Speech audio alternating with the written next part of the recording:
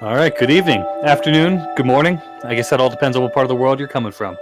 All right, so welcome to this week's episode, the first premiere episode of Dapper D&D, actually playing Dungeons & Dragons. I'll be your tour guide, your wordsmith, Dapper Dude, Dungeons Master, Stretch Smith. And joining me for this amazing adventure are the wonderful cast above me, crushing me with their awesomeness. We have Mr. Cole the Courageous, the Glitch Cinder himself, playing the role of Ryland Redgrave. Let me get into character. His heart is in Ohio. Mr. Bill Briley, playing Fillmore Toggle Sprocket. The man with all the cash and no class, Sir E. Money, playing his character, Samson. Howdy. And finally, we have our Aussie ass kicker, Miss Katie Grace, taking on her role of Eleanora. So, what dapper disaster awaits us today? What kind of devious debauchery should we prepare for? What devilish deals and deadly desires will we find as we begin our descent into Avernus? And starting off tonight's first stream, we're going to recap everything that happened in episode session 0 thing that happened because we totally messed up the recording on that. Because what would be a D&D stream without plenty of technical issues? Oh, you said it, brother. Knowing that every D&D stream... Maybe this time. We're not going for next time. We're going for perfect here. So, every D&D stream always does their recaps. DM's always talking. And I thought it'd be cool. We have a character here. Mr. Ryland Redgrave, played by Cole, as I mentioned earlier, Glitch Cinder. Ryland is a very unique character, and in the way that he keeps a diary, he's a little bit of a troubled spirit, and he keeps all of his thoughts in the diary. So we thought it'd be a cool idea to recap every episode from his perspective. So, last time on Dapper D&D's Descent into Avernus. So, the entry begins. Hey, Soren. I know I haven't written you since I got to Baldur's Gate, but I've been focused on just getting by. I'll do a better job, I promise. I have to say, things are getting exciting. I don't think you're going to want to miss any of this. I got a letter from a man named Captain Zaj. And he leads the Flaming Fists. I'm sure we've talked about them before. They might not have the cleanest methods, but they guard Baldur's Gate. A place like this needs the toughest people it can get to protect it, I suppose. I never would have thought they'd bring their eyes on me, especially not in a good way, but it seems this Captain Zaj has not only heard of me, but wants to offer me a chance to join. I haven't caused much trouble since arriving here, so I have to assume he knows about what's happened back in Elturel. The letter... Lost my place. The letter told me to go to the Elfsong Tavern. As to be expected, I wasn't the only one to receive this letter. At the tavern were 3 other individuals that had been called upon. The most easily recognizable was a gnome named Fillmore Toggle Sprocket. He seems to be a tinkerer of some sort. He has these goggles that he's always playing with, and they make his eyes seem uncomfortably large. That one's energetic, to say the least. It seems tinkering runs in the family, though, as we paid his father a visit. They own a, let's say, humble shop not far from the tavern. I find their gizmos intriguing. They use their intellect to make something unique in this world, even if no one understands or respects it. I feel a kinship with such artists. The next one I took notice of was a human warrior named Samson. You would pin him as already being a member of the Flaming Fist due to the set of gauntlets he wears and blazing with flames, as you would expect of their rank. But such was not the case. Not much of a talker, that one. And I know this is where you'd say, look who's talking, but even by my standards, he's slow to offer himself up. He should do well breaking things that need to be broken regardless. The last hiding underneath a hood was a blue-skinned, red-haired tiefling named Eleanora. Can you believe it? I'm not sure they'd even let a tiefling into Elturel. Baldur's Gate does take all types, it seems. As if being a tiefling wasn't fascinating enough, it seems she's not only magically gifted, but quite the musician herself. She started playing the lute at the Elfsong Tavern and I just couldn't help but join in. You would have enjoyed the performance, I'm sure. But I'm getting ahead of myself. After becoming acquainted at the Elfsong Tavern and confirming we all received the same letter, we headed out to the Basilisk Gate to see Captain Zodge. Tensions in the city are high. The Flaming Fists were putting down mobs on both sides of the city walls. After some brief discussion, we were given temporary ranks as lieutenants.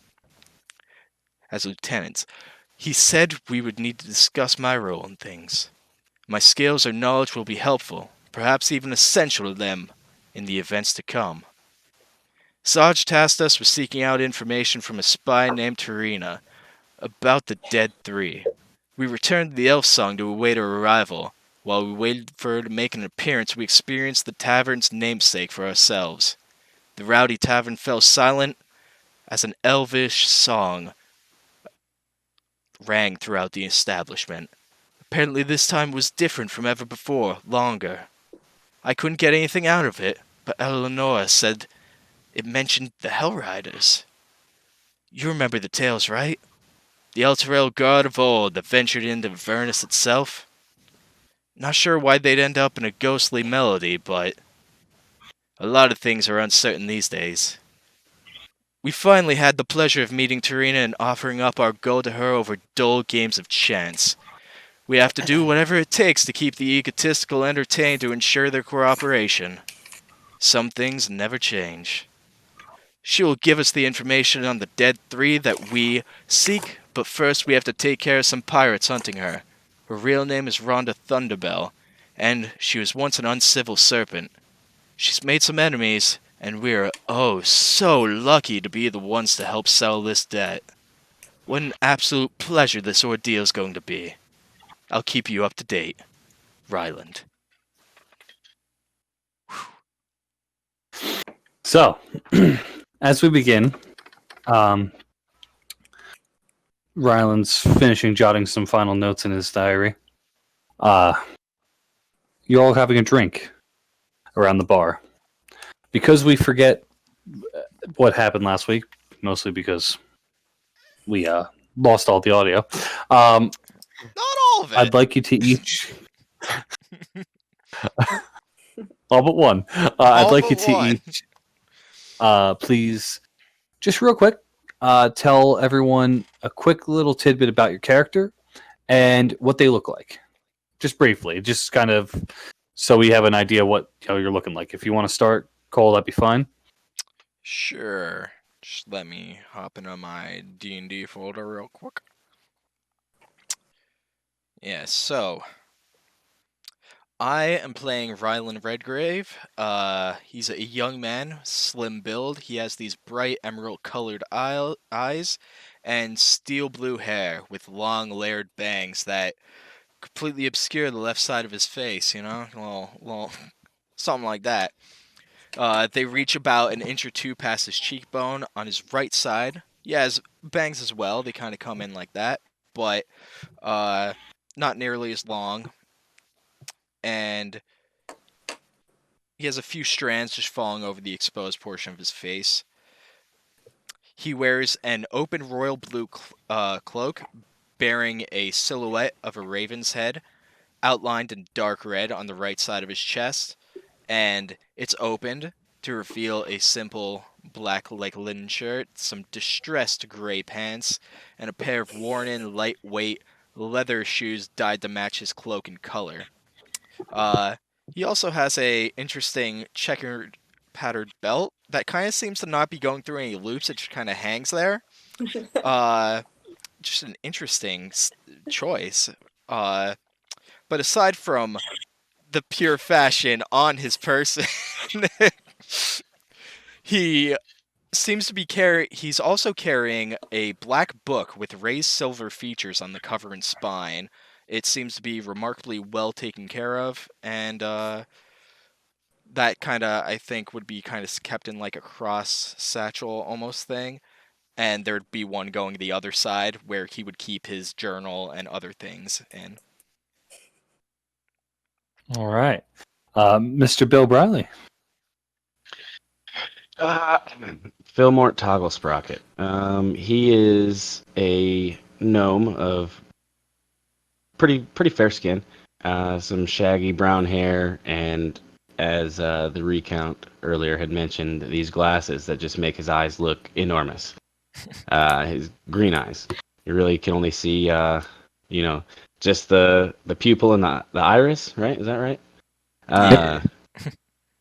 It's not super well dressed. Lives in like an apartment type deal in his family's tinkering shop that he runs with his dad, Filton Toggle Sprocket, where they craft little mechanical things. They try to sell them. He also spent some time in his day practicing his magic abilities that he got from his dad. But he's got big old backpack, way too big for him, on his back, with a crossbow kind of tied to it, light crossbow. And I think that's really all that there is to him. He's just some tattered clothes, pretty plain looking, but just very, very eager, but nervous. All right. Elliot? Mr. Sampson? So, Samson, he's about 6 foot tall, a little bit taller than myself, actually. He has long hair, a little bit longer, about shoulder length, I would say. I'd say a wide chin, wide jaw. Has a nice bear pelt cape draped over him. A great sword on his back. A belt. It's a little tan in color. And he's a human. That's kind of all. All right. And Eleanora. Wait. Wait. Did you not mention the gloves at all? Yeah. Oh, I did where's not. your like... Oh man, I didn't catch that. I was looking at my picture that I drew, which doesn't have the gauntlets on them. He also has gauntlets with a symbol of flame emblazoned on the back of the hand.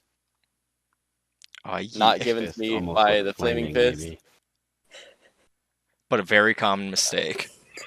A very common mistake. No. All right. And then Katie, Eleanora. So Eleanora is tall. She's got navy blue, like really dark blue skin, pale freckles, so it kind of makes her look a bit almost like starry skinned. Crimson hair and these big like dark ram's horns that she keeps covered when she's out in public or in like a place that she's not comfortable with like a deep hood. Her clothes are a bit tattered and worn, but they're fully like embellished, and kind of if you look closely, it's all been done by hand. Some of it's much like in much finer thread and much nicer designs than others. You can tell where she started and where she's at, and a lot of her designs are half finished. She carries a big wooden staff, and she has this kind of like sort of like frantic, not frantic, but excitable, I guess, energy about her. She'll rush into anything and then freak out at the consequences. All right. So, little introduction on our characters there. I'm excited to see you all work together again. Missed a lot of role playing from session 1 there that we got to know everyone a little bit, but I'm sure we'll have plenty of that coming forward, going in the future here.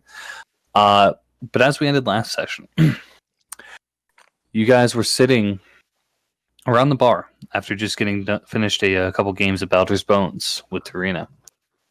She was buying around for herself, and you were all debating on having another drink. Suddenly, She was The door- cheating at dice. Bitch. the door swung open. The two guards standing on either side of the door, the suit of armor and the half ogre woman, look over. 5 motley humans saunter into the tavern. The leader is a brawny man with a cloudy right eye, a cruel sneer, and a pirate swagger. The others are an unsavory, rowdy bunch who start running around, kind of grabbing people's drinks, sneering at people, and kind of throwing their fists up, acting as if they own the place. The dead-eyed man speaks up. We're looking for an old friend of ours. Goes by the name Tarina, so I'm told. Loves to cheat at Baldur's bones. Tarina, now looking a little distressed, looks at the rest of you, kind of hushed. They're gonna kill me, and ain't a soul in here who'll dare to do nothing. Except you lot, that is.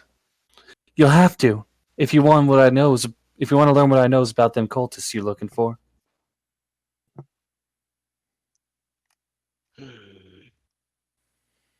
What do you guys do? I mean, Fillmore's 100% not have to spring into action at all. Yeah, I'll spring into action. Hell Ooh. yeah.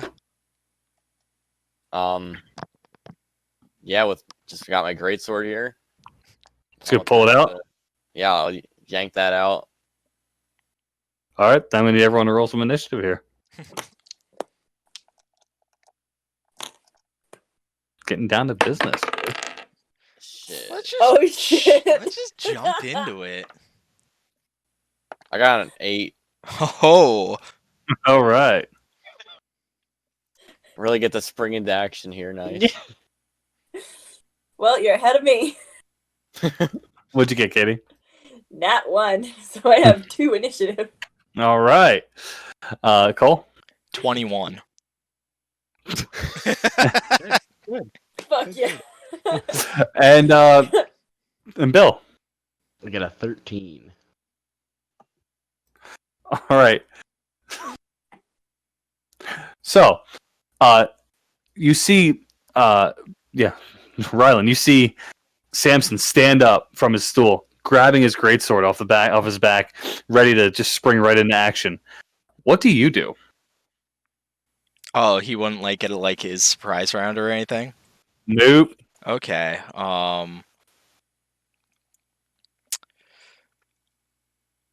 I'm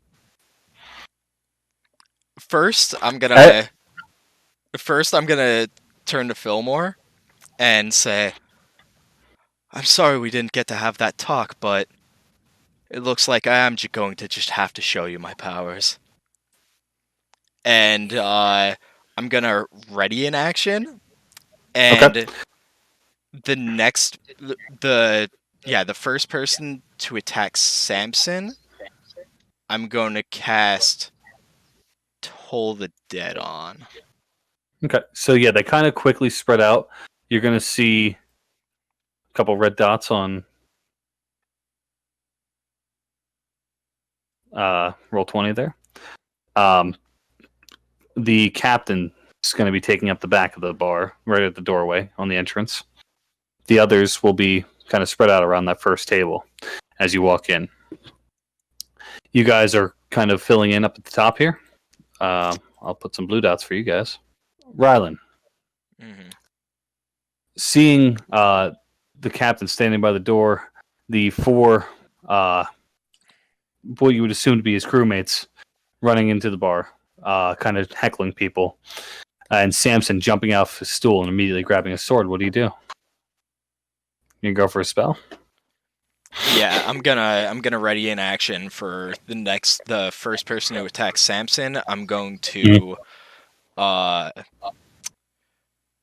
gonna ready a cantrip. I'm actually gonna go with Chill Touch.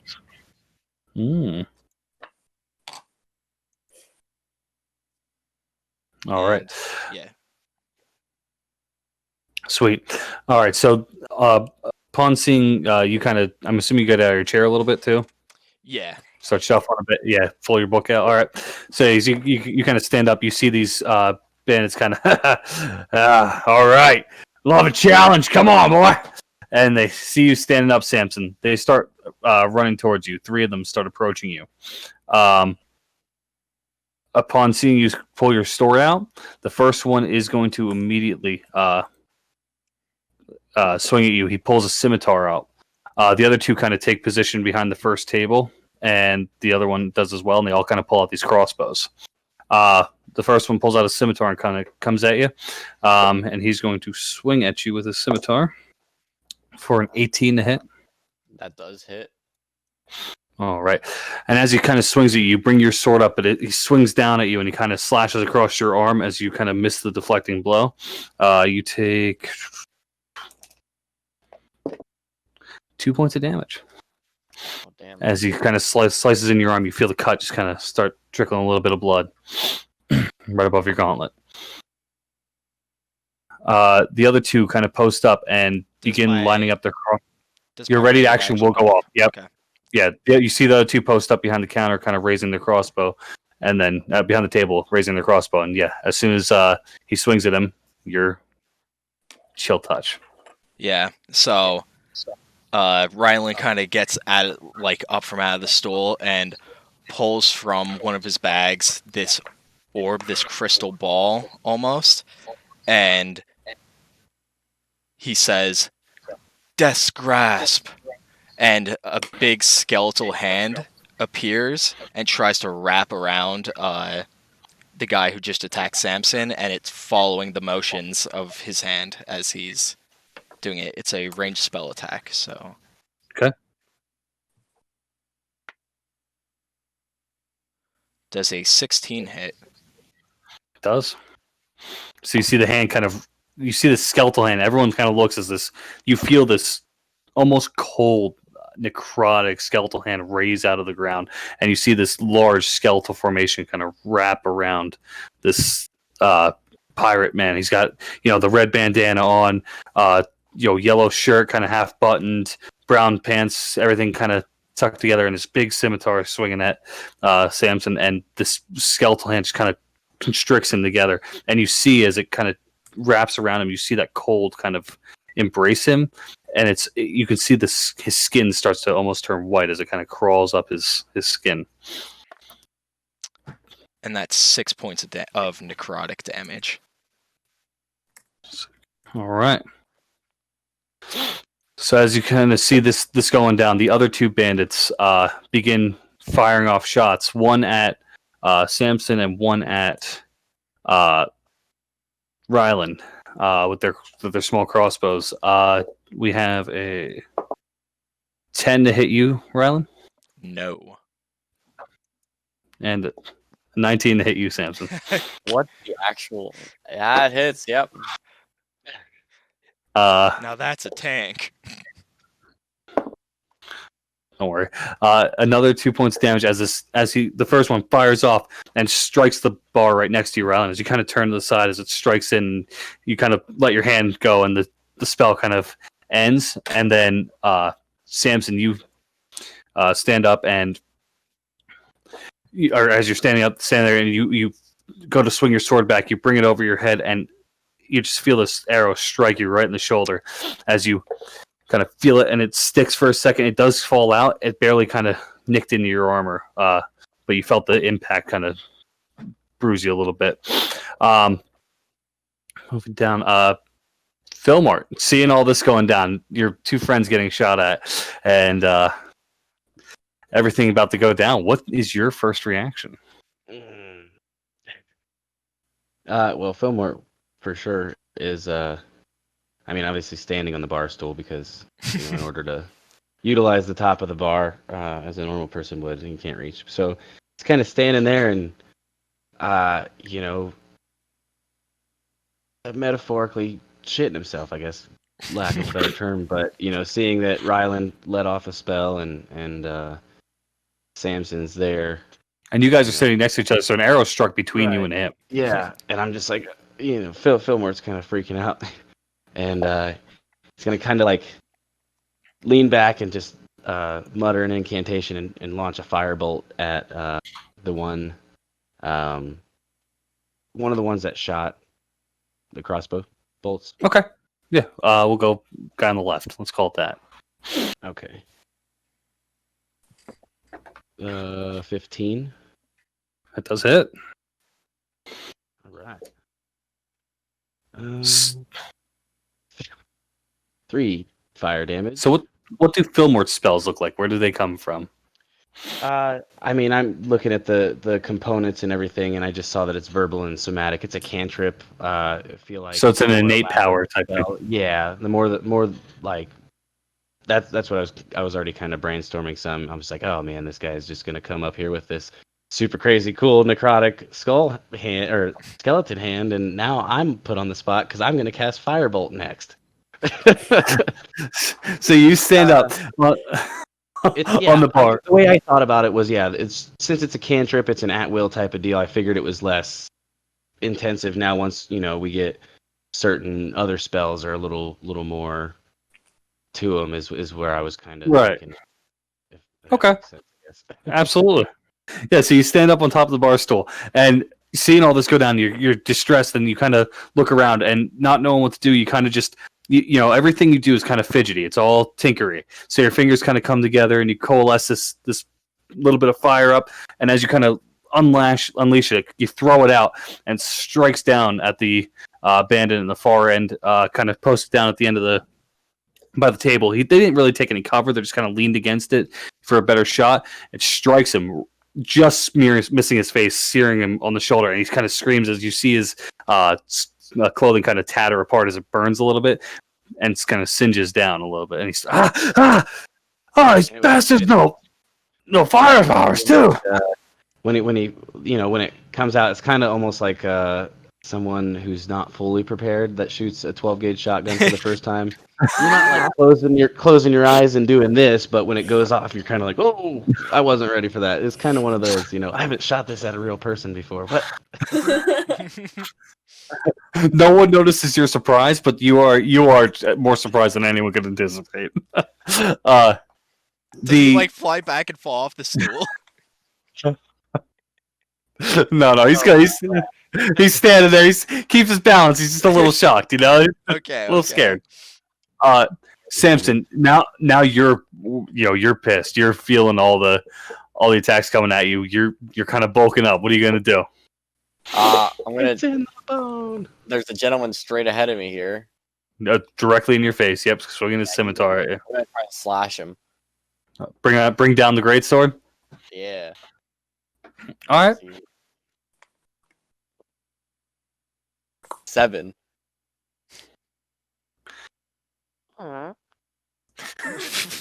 Yeah.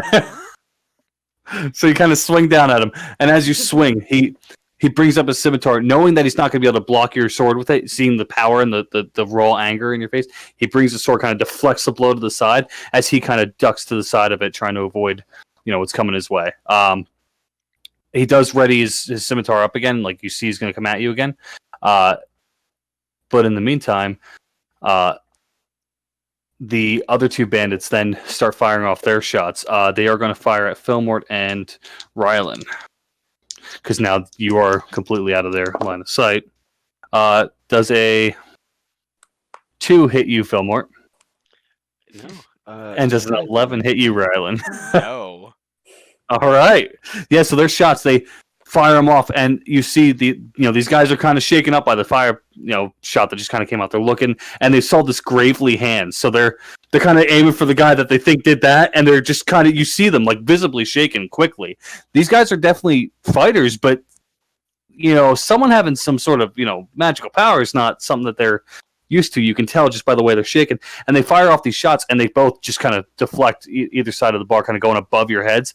Everyone else in the bar at this point seems to be kind of shuffling to either wall, avoiding the conflict, but they are absolutely kind of just cheering on. You hear a bunch of ruckus in the background, and this is a brawl. This is something they've been waiting for.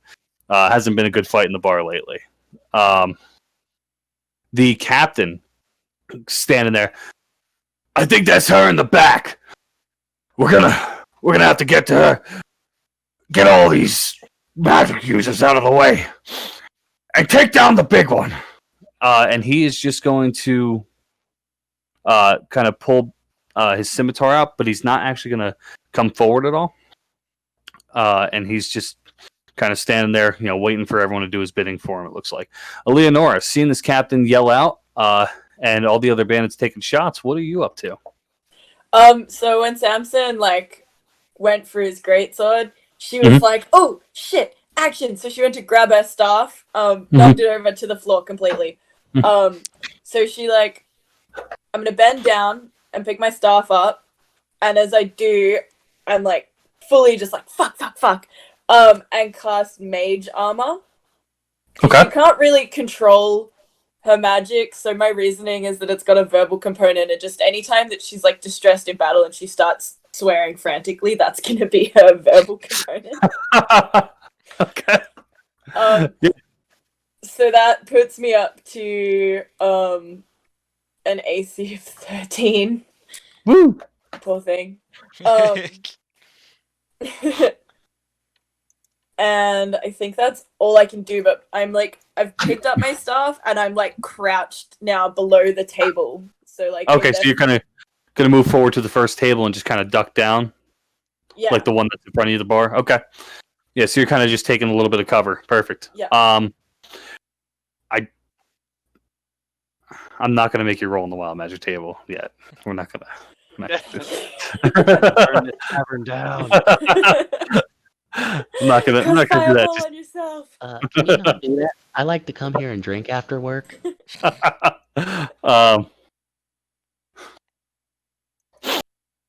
It's only because I didn't have it up and ready. I want you to know. It's not because I feel bad.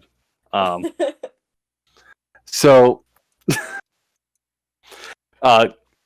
after all that goes down, Rylan, you see everything kind of happening around you. You've seen this, Samson kind of miss and this pirate kind of throw his sword to the side. The others kind of shouting all around. The bar's spreading apart, and these two are firing off shots at you. These four are firing off shots at you. Three are firing shots off at you. My God, I can't count. And what do you do? Lots of fire coming in. So when Rylan does magic, I like to think that it almost like it comes out of him in a sense. His eyes kind of glaze over with this magical aura, and it wisps kind of roll off the edges, almost like flames of just this pure green, magical energy. And All right. He's going to stare into that orb that he had before, and it's going to be almost clouded inside, and the clouds are going to part, and he's going to see the same pirate that he hit before, and he's going to be staring into it and cast Toll the Dead on this pirate. So And what? for him, he's staring into it, and he goes, "Mind Breaker," and claps the book closed, and the sound of that book shutting amplifies and repeats in the enemy's mind over and over and over again. It's a saving throw of, wisdom saving throw 13. That is a 7. Okay. And since I'm going for one of the boys that I already damaged, he takes 1d12. 11 points of necrotic damage.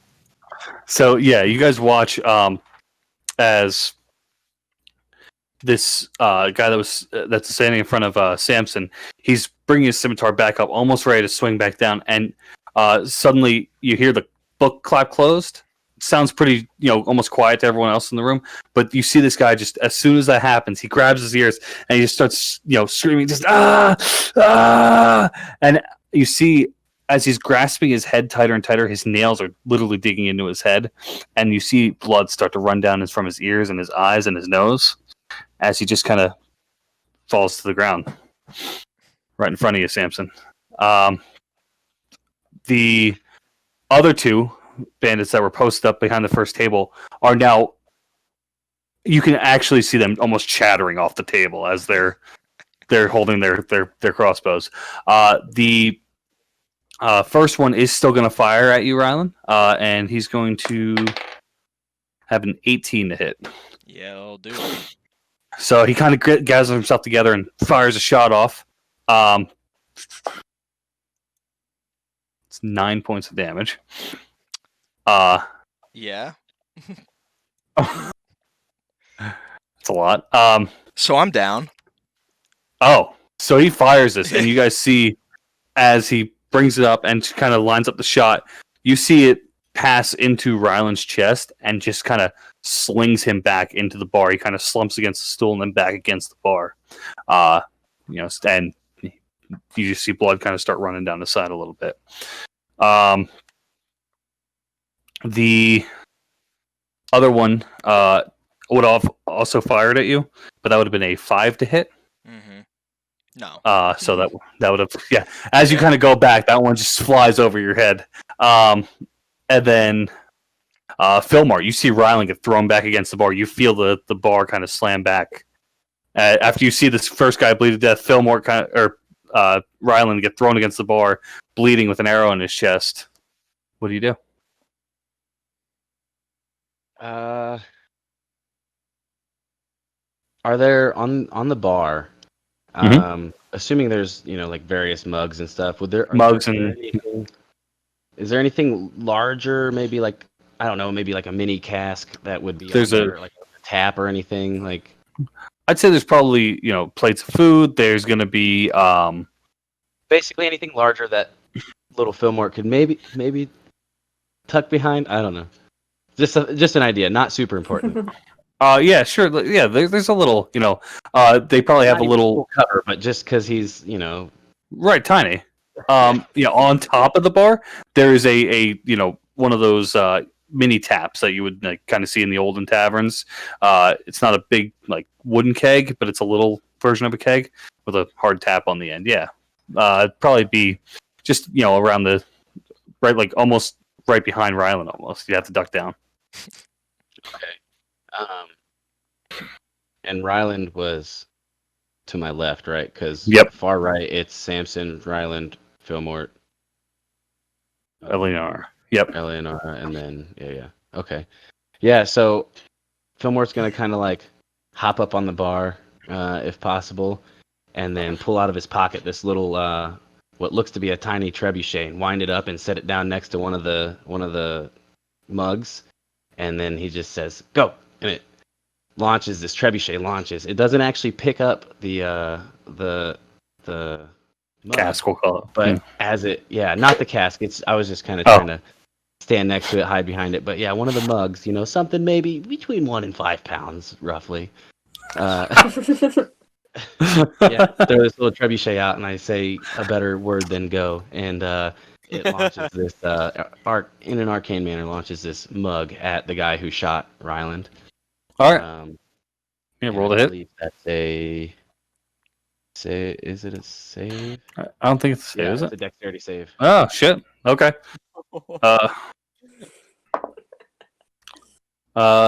It's an 11. 13 was the DC, so. All right. That's gonna be 3d8. What's that? Force damage or something? 3d8. Yes, sir. Yeah, catapult's sick. Holy shit. 3d8. What kind of damage is that?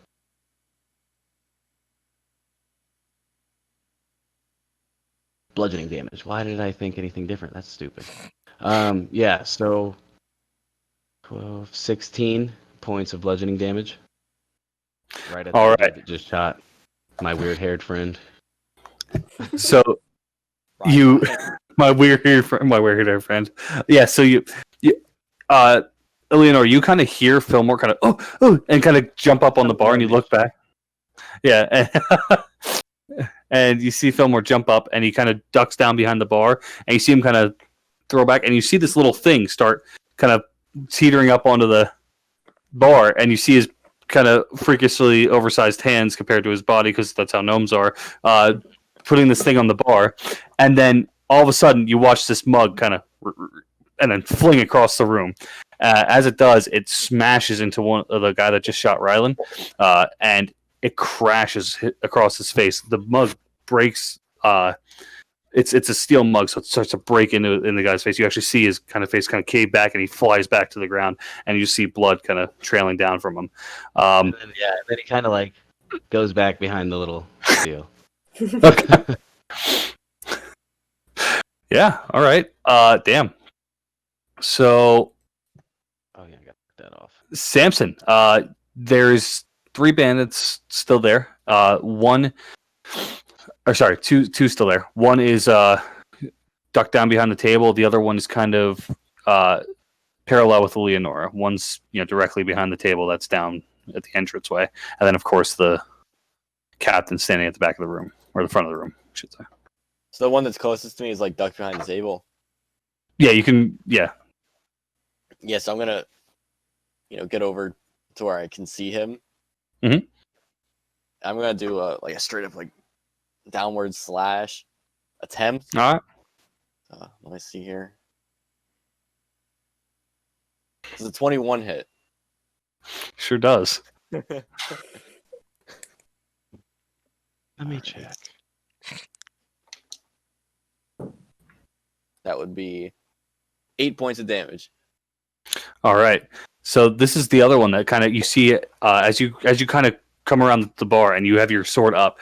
You look down at him and you see that this is the one that has the burn across the shoulder, and you bring up your greatsword, and as you swing it down, he's trying to quick throw his crossbow down and pull out his scimitar to bring up the block, and you just slash down right on the exposed area and you cleave into his side.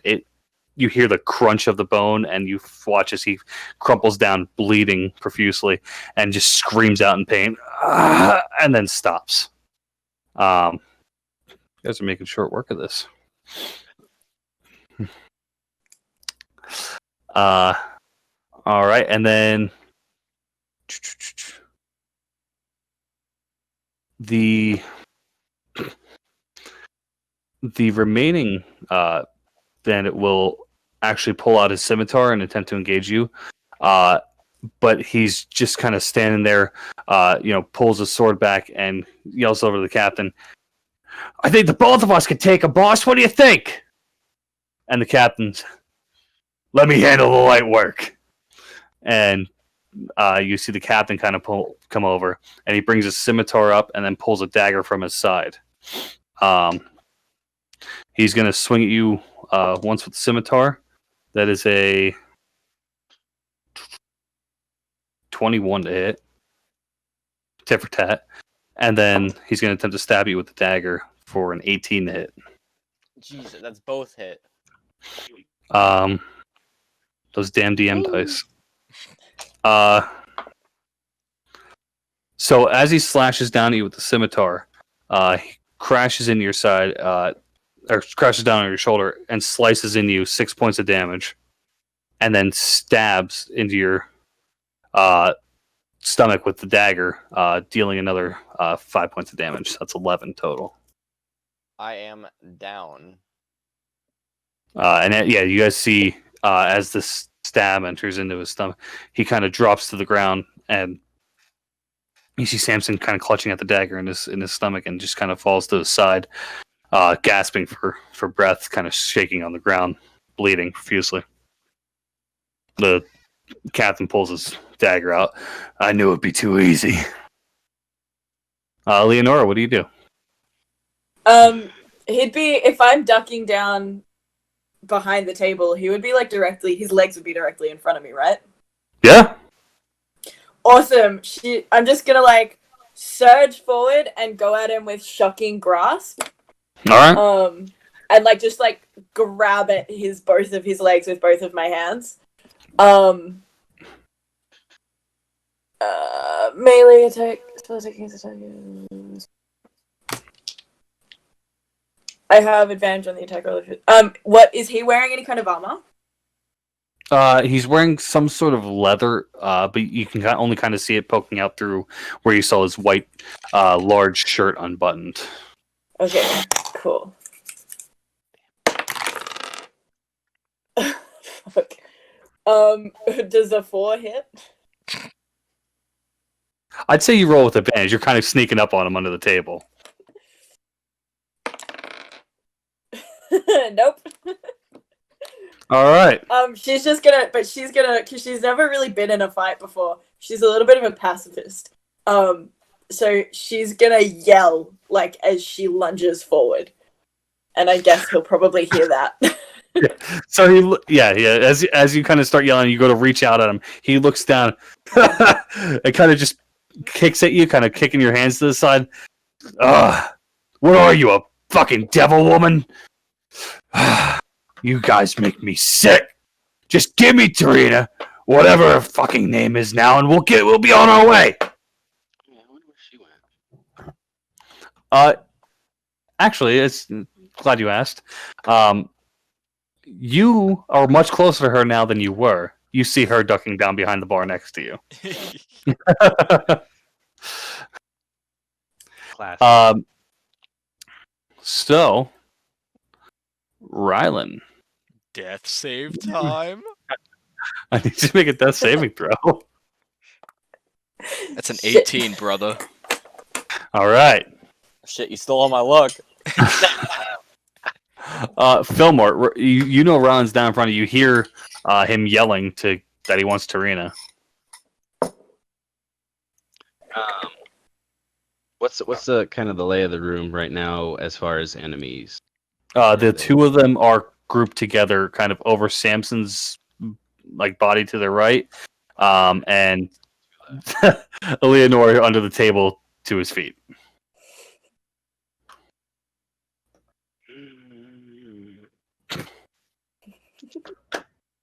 What a wild card. Wow, Yeah. car bitches. I had a plan. I think. No, you know what? I'm just going to. What? Samson's how far from me? I know I'm gonna have to end up getting into the range of some baddies. Probably about 20 feet away from you. 20 feet. Once you get over the bar, so yeah, I'd call it your full movement range. Because you gotta climb over the bar first. Yeah, I mean, if there's a way that I can get close enough to cast Cure Wounds on Samson, since he's got those two dudes right next to him, but not maybe be directly up on one of the bad guys too, if that's possible. I'm not sure. Yeah, so lay of the room. They're standing over him. Yeah, he's kind of to the right side of the table, like I said. So you can kind of sneak you wouldn't sneak your way over there, but you can get your way over there and kind of lay hands on him and. Yeah, I want to do that. Try to move my full movement, like you were saying, in order to do Cure Wounds on Samson. Yep, absolutely. It's a 4 plus, so 7 points of healing to you. There you go, Samson. Mark off in the second and final first level. So, Filma, what does your Cure Wounds look like?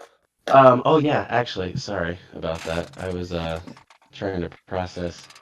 So he goes over there to Samson, and he just has this little. Again, you're gonna find out he likes to make wind up, mechanical things, and essentially he has what looks to be kind of like those little spiders. Remember the Matrix when they first got Neo?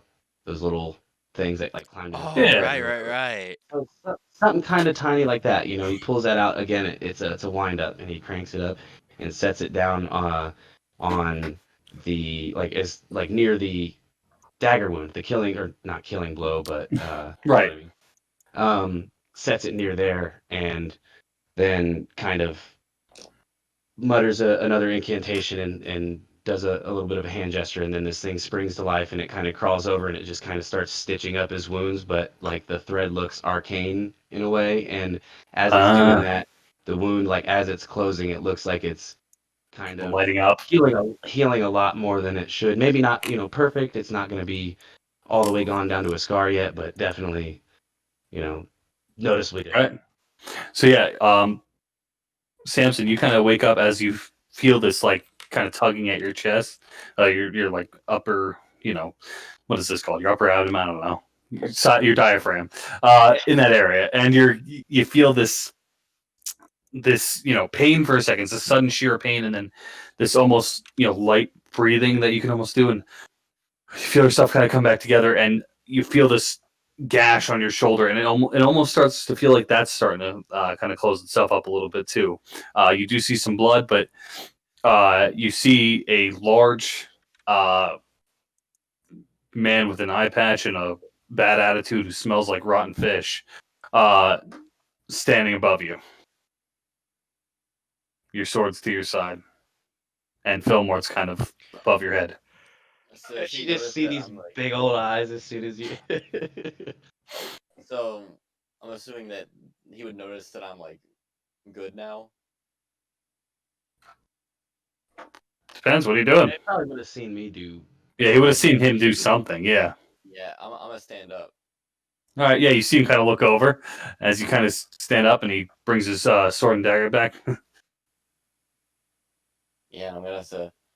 It's my turn, right? Hmm? I'm gonna have to slash him. I'm Just gonna slash him. That's a slashing. Oh, Yeah, come on, baby. Like a slasher. Got a nat 1.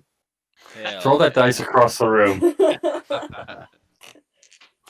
There you I go. heard it. Here, man, I would give you this one because it rolls really hot, but it's kind of it doesn't. I don't have the app for that. So, yeah, you stand up and you kind of use your sword to brace yourself as you come up, and in one swoop you try to bring it over, and the captain just takes his scimitar and just throws it to the side. You're gonna have to try harder than that, lad. Just give me the woman, and you can all leave here. And then Eleanora, he's distracted for a second. What do you want to do? So like still from under the table, I'm gonna like I've got my quarterstaff with me now, like I'd had it picked up. And I'm just gonna try and swing it at his feet to try and like poke it at his feet to try and like force him to like fall over. See if I can Kinda like hit him in the back of the knee? type thing. Yeah. All right. Yeah, roll a hit. 17. Yeah, I mean, you'll get the die.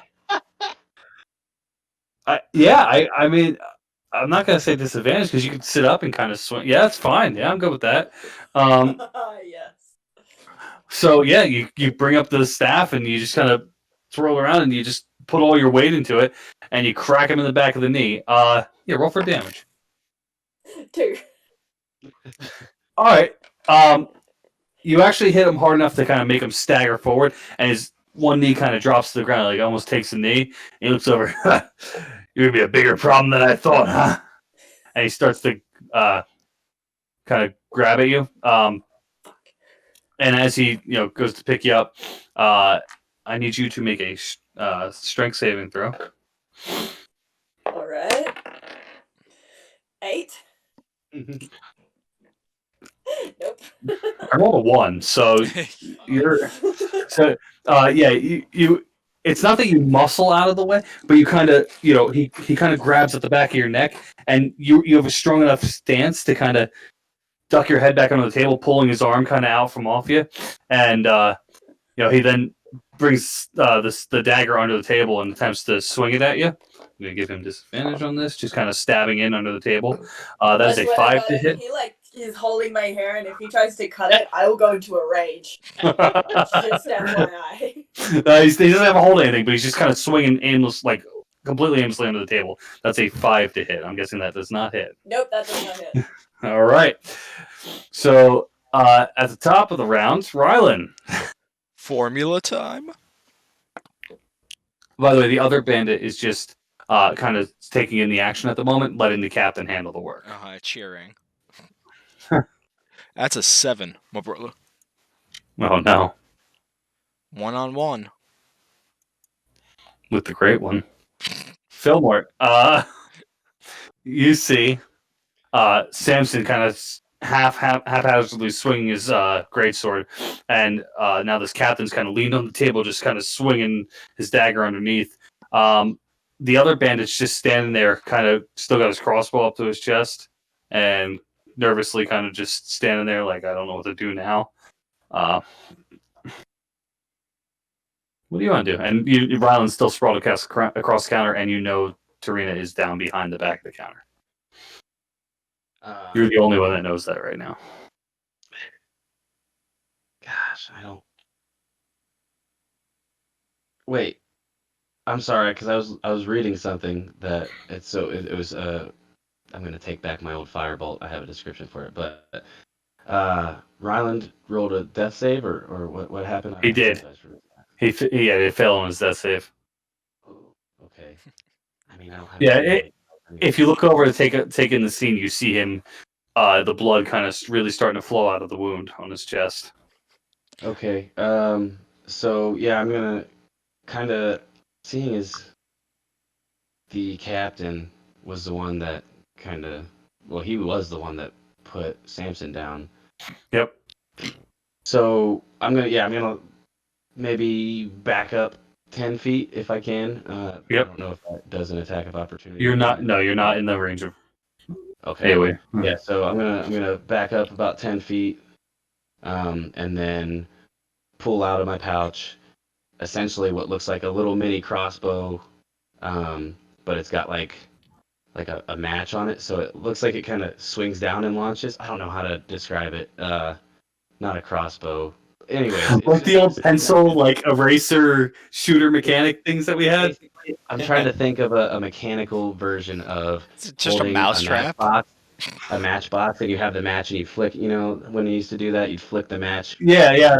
Like so, some sort of mechanical. You know, he has a little device basically, and he sets it down, and again, you know, does his verbal and somatic components, which that's my homework for the week. I'm gonna get some verbal or speaking, some command words. Does his little components, verbal and somatic, and then this thing just launches what looks to be a match, and it's just firebolt at the captain. Yeah. So you kind of does it wind up or does it like pull back a little bit?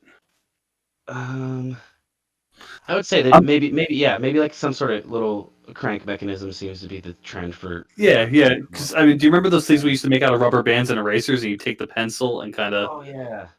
okay. And you fire it off? Yeah. So yeah, it's something similar to that, and it's just like a little, basically a match. It's not actually a match. It's just maybe a little bit of sulfur on a stick or something, and it launches the firebolt at the captain. I'm gonna tell you what I rolled, but I feel guilty because I'm rolling well. It's a 19 on the die. All right. So I could be lying. I'm not. I promise. But I believe you. I'm rolling well too. So you pull it back, and you set on the little table area, and you watch as this mechanism strikes this flint on the bottom, and it kind of fires off. And as it does, you hear it. And the flame kind of expands and fires out, kind of cones out over, and it flies down and strikes this captain. Like I said, he's kind of knelt down, so it also strikes him kind of in the shoulder and a bit on the side of his face, his big beard and his eye patches. How much damage does it do? I'm gonna have to.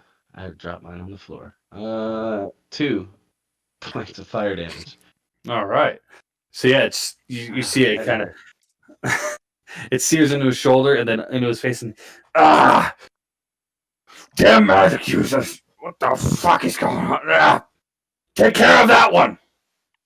And you see the other bandit kind of fiddling with his crossbow, kind of pulling out. Yeah, Captain, you got it. Aye. And Samson, what do you do? Yeah, so I'm gonna see the captain, attacking or trying to get Eleanora from under the table. So I'm gonna try and slash him again. Green die this time, not the purple one. All right. So anyway, start slashing. Yo, how's the 24 sound? 24 sounds awesome. Slash. All right, Slash. How's a 12 for damage sound? Sick. That sounds hideous. Yeah, so I'm kind of Probably a slashing little like bit better than my right? 2. I'm also trying D&D's encounter builder, so just bear with me a minute here. Trying a bunch of new tech tonight. Tech death. So, yeah, the captain, you watch him get kind of struck in the face by this fireball, and then he looks up, and as he kind of looks back up, you slash down across his back, and you open up a large section of his back as it kind of slashes open, rips his shirt, and you see blood just start flowing down his back. The white shirt immediately turns soaked red in the back, and he screams, "Ah! Forget the devil woman! I'll get you!" And he stands back up. The other bandit's going to fire off a shot towards you, Fillmore. Mm-hmm. But as he pulls his back, you notice another arrow swing from the bar area as it strikes him in the shoulder. And you see him, and his bolt kind of goes flying to the side, and he starts screaming in pain as you look over and see Tarina standing there with her little crossbow, kind of behind the bar. Listen, Captain, I told you our business was unfinished, and these guys are going to prove to you why you shouldn't mess with me. She kind of shouts out there, feeling a little confident in all your success there, boys and girl. The captain will stand up now, Samson, and Eleanora. He's going to start charging at Samson. So you have some sort of attack of opportunity, but I am going to say there's some disadvantage here because you're going to have to get back into an advantageous position. Okay. Well, I'm going to try my shocking grasp out on him again if I can reach him. As he starts standing up, yeah, that's fine. So that's a 9 to hit. Yeah, so you see him start to stand up, and you dive out under the table, and it's not even by intention. He steps right over your hand as you go to dive for him, and you just kind of strike your fist at the ground. Damn it! And sparks kind of shoot out from the floor. Yeah, you see, just a blue crackling energy kind of goes around your fist there. And the captain swings at you, Samson, once with a scimitar and once with a dagger. The scimitar, only a 9 to hit. The dagger, an 8 to hit. My rolls are going downhill. Yay! That's what I'm looking at. So he swings, you bring your sword up and you push him back, feeling a little more motivated from that big slash you got across him. And he's a little slower now because of the tear across his back. And he brings the dagger up, and you are able to just kind of punch down at his arm, blocking the dagger from coming up on you. Wait, so I punch with my gauntlets? Yeah. You do. You swing down at his arm with your gauntlet. Sick. Does that count for extra damage? Because I fucking narrated it by that. So yeah, roll your 1d4. Yeah. Okay. Epic. This fucking sick. That's my bad. I gotta pay attention to that. Fool. Give me a minute here. A little flaming, maybe. On D&D Beyond's kind of bugging out here. Give me a minute. Is it just one? Is it straight D4? I think it's a d4. Yeah. All right. Yeah. Then it's a 3. All right. So you strike down at him, and you hear the across his arm. Eleanor, you hear that as well. It's just this quick sizzle, almost like skin searing. I mean, like pan searing type sound. And you hear that, and you just kind of oh, you fucking magic user too. I'm fucking surrounded by him. And the Rylan, I need you to make that save. Yeah. Oh shit. That's a 12. Ah, cool.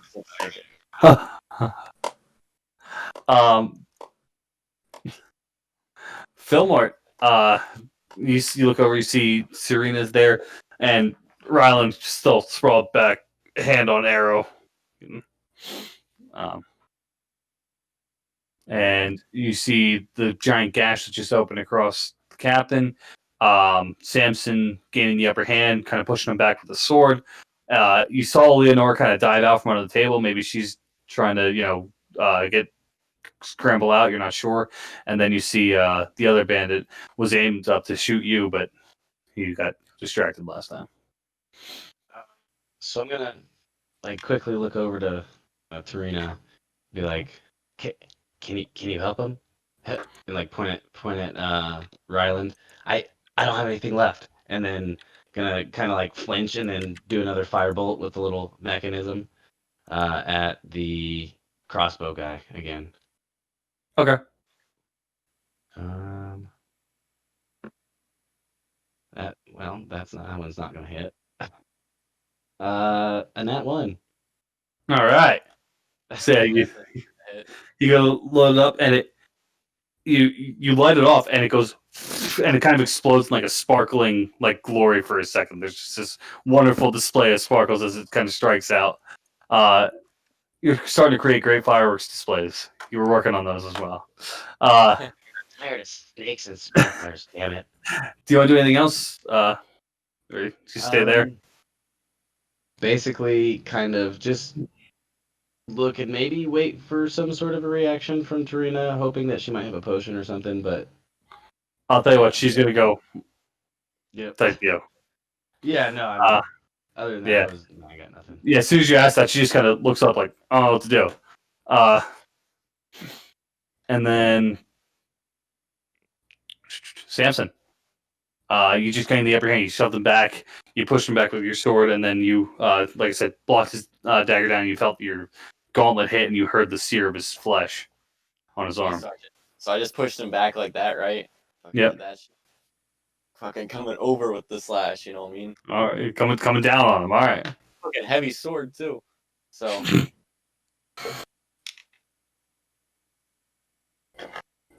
12 to hit. So, this time he does, bring his scimitar back up, and he kind of meets your eyes and kind of blocks off the scimitar. He does drop his dagger to do this, but he kind of meets your strength, and he just come down to you and me. Tell your friends to stand off, and we'll settle this like men. Okay.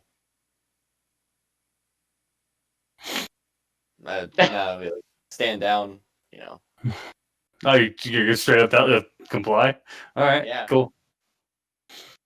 I feel that'd be appropriate for a barbarian, probably. Anything else on your turn there? No. Okay.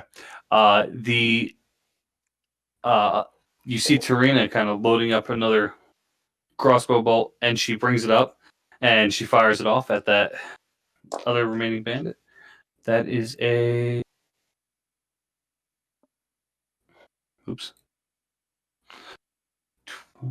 Okay, so that's going to hit. So you see this second arrow kind of enters into his shoulder, and at this point he actually falls to the ground, but just like kind of to a knee, and he brings his crossbow bolt up. He's like, "Boss, I don't think I'm gonna make it. I really don't think I'm gonna make it, boss. I don't." And the captain just kind of, "Get on with your blubbering," and he's gonna take one shot at Tarina. And it kind of flies wildly. He's kind of just on his knee, breathing heavily, and you see blood flowing heavily out of these wounds. Eleanora, you notice that as well. And the captain, hearing that you agreed to stand down, Samson, he will actually take a step back, grab his dagger off the ground, and kind of just say, "Oh, come on then, boy." And he'll just kind of bring up his sword and bring up his dagger. Leonora, what do you do? Ooh. Where's the other bandit that's been firing at us in relation to me?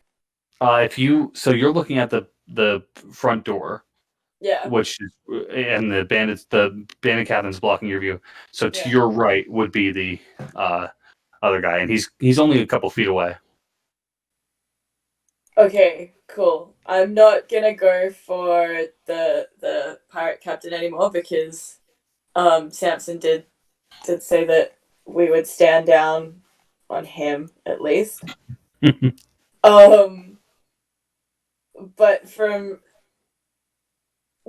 are there like chairs and stuff in the way, or from under the table would I be able to get like a ranged attack on this other bandit guy? You'd have to probably crawl out from under the table, either backwards or forwards, either way. But you have enough movement to do that. Okay, so I'm gonna crawl backwards out from under the table, and I'm gonna like kind of like put my hands up, like I'm surrendering, and then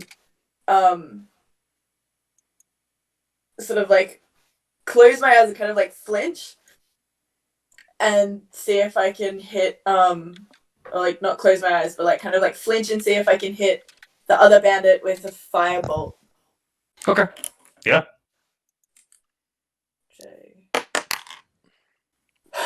Oh fuck yeah. Like a 24. All right. Yeah, that's gonna hit. Sick. That's puppy time. And go ahead and roll for your damage. Oh, yeah. This would be good. 2.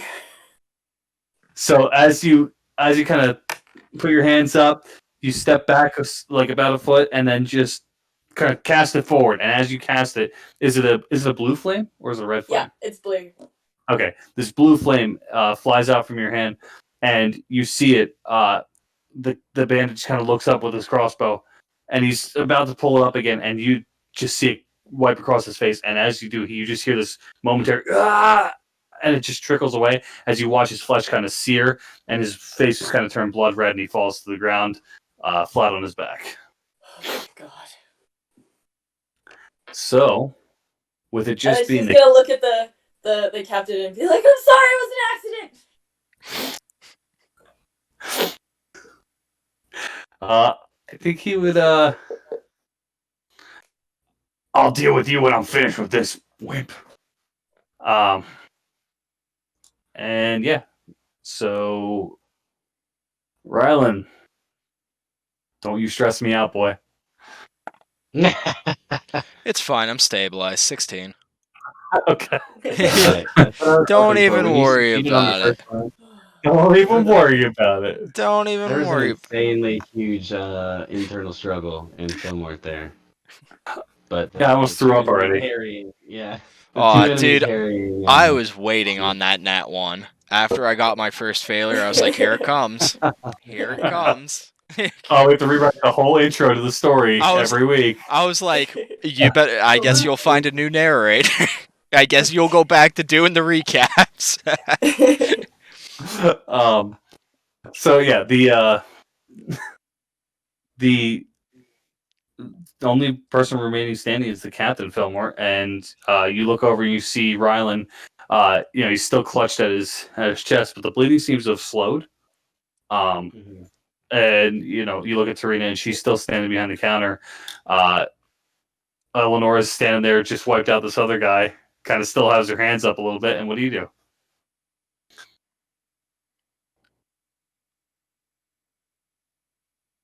And you got the stand down order. Yeah, I'm going to ready firebolt, basically. Okay. If the captain were to try to do some, I mean, obviously he can't cheat by way of numbers at this point, but if there was something that Fillmore decided might be a little unfair, he's gonna launch a firebolt at the captain, but otherwise honor the one-on-one. Would 2 strikes with the weapon count as unfair? Just so I'm aware. He's got 2 weapons, so that's his. Basically anything that you're fighting dirty, I guess. Like he has his 2 weapons. Okay. That's how he fights.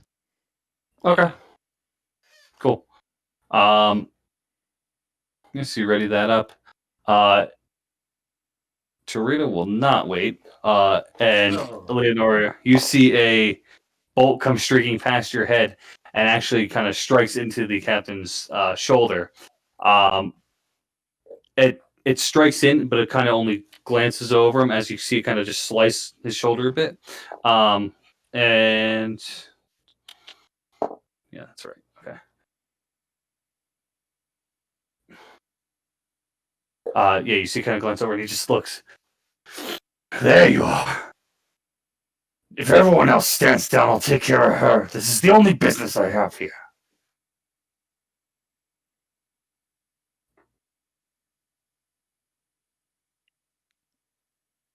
I'm dead. Samson, that is your turn, though. What do you want to do as he says that? I'm going to use my dodge action Okay. and prepare a dodge. Yeah, you can ready I to have a dodge. feeling That's fine. I have a feeling he's going to go for the attack here first. Okay. He did say, "Come on." Yeah. Okay. I just want to clarify. Filthy pirate. He'll attack first. All right. Just wanted to clarify. And then so the captain is actually going to turn from you, so you would get an attack of opportunity. Your dodge action would not go off, but you would get attack of opportunity. So I do still get an attack of opportunity. Mm-hmm. All right. Now I'm going to use it. Use it. That's that's advantage, right? No, No, just straight roll. Yep. Oh hell yeah, 20, not natural. Oh, okay. So yeah, you swing at him, and what kind of damage do you do? Motherfucking 12 again. Fuck yeah. Yep, it's working. So yeah, you cut down, and you see him turn. As he yelling to get her, he just turns, kind of starts to walk around the table, and you just slice his lower on his back. Going for that like lower back shot, and you open up an equally sized gash just across his lower back, and he kind of staggers forward and I told you to stand down while I get this woman. She has to pay for her crimes against us. I don't listen to filthy pirates like you.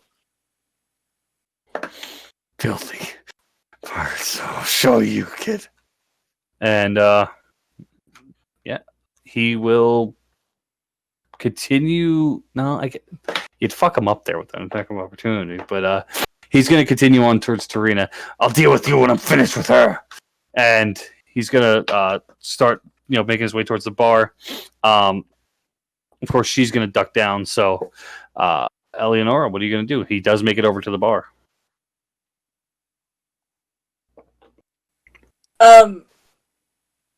Honoring the stand down order, I'm not going to attack.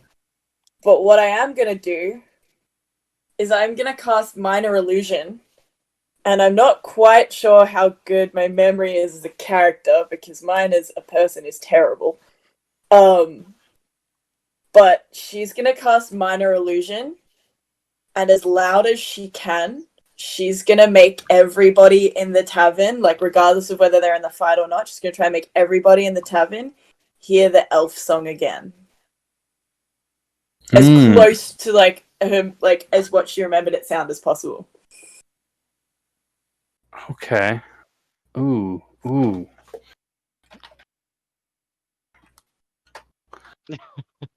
Hang on, I need to look something up here. I'm familiar with that face. Might I step away for 15 seconds to grab a real quick? Okay. So I'm just.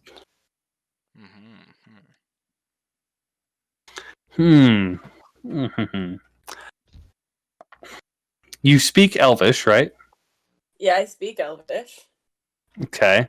You remember the song? Roll a wisdom. What do I want to do? Kind of ability do I want to do that on? Well, you really got me here. I'm like, what? No, it's good. That's good. I like it. Oh, wisdom? Yeah, Wisdom? roll history on it. History. No, animal handling. No, in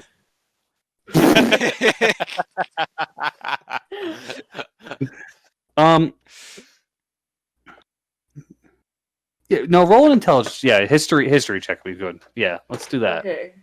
Okay, really recent history. Please. Oh God. Yeah, I give you advantage on it, by the way, because you speak Elvish. That was why I asked. I'm sorry. Oh. I did want to say that. Sweet, a 15. All right. Yeah, I'm gonna say. Okay, so yeah,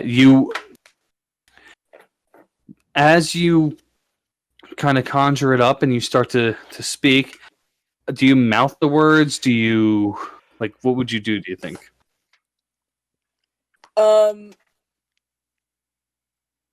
Yeah, I would be mouthing the words and probably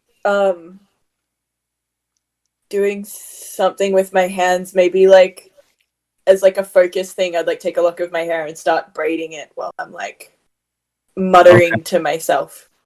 Yeah, so you kind of start doing that, and you project this noise, and it does just kind of resound through the tavern a little bit, and it's loud. It's kind of the same volume as the Elfsong.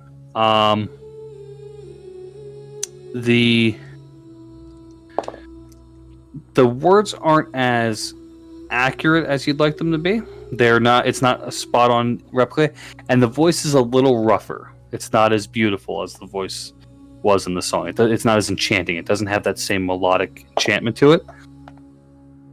But the captain does take pause to it for a second, and everyone in the bar kind of looks up and just kind of looks around, and the owner's just twice in a day, and you just kind of hear that whisper under the song there. But I would say, even based on initiative order here, and her ready to action, Tarina would use that opportunity of the captain being distracted to take another shot at him from behind the bar. So that's kind of cool. And it does hit.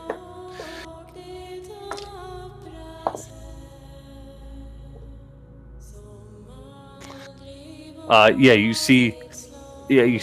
So no one else kind of notices you doing this, but as you're kind of just looking over at the captain, kind of braiding your hair back like that, you see him kind of get distracted, and as he turns, kind of looking to see what's going on, you hear Tarina the clocking back of the crossbow, and you see her towards the back of the bar, just fire a shot, and it does kind of enter into his back, pretty much where that gaping wound was, and you see him stagger forward. I'll kill you, you wretched wench. And this song kind of carries on, though. It lasts for a minute. Oh yeah, it lasts for a minute. So, as long as you want to keep that going, it's up to you. It does. Is it concentration? I don't think it is. It's not. Better lose it now. That's interesting. Didn't know that. Cool. Yeah, so it's kind of this 1 minute loop of the song. All right. I'd say maybe only the first paragraph or something then. The first. It would only get about a minute in before Right. it starts fading off. Yeah. It's a lot of combat to have, though. Rylan, how's your bar feeling? I'm more worried about how the arrow feels. It's good. Fillmort, hearing this song again, and you've only heard it that one time before, and you've heard stories about it, and you're looking around and you see kind of everyone entranced by it, and the captain just getting fired with that arrow. You see Eleanora standing there with kind of fiddling with her hair. What do you do? I'm gonna turn around to Tarina. Okay. Hey, you need to stop. Okay. Are you yelling this? No, yeah, loud enough. Yeah, loud enough for her to hear. You need to honor this. You already cheated once today. Don't cheat again. Because I'll remember that. He's trying to kill you. Why would you try to let him kill you and kill me? We're not gonna let him. Thank you. Fuck you! And that's. But I'm gonna remain that ready to action as long as that. You can carry that over. Okay.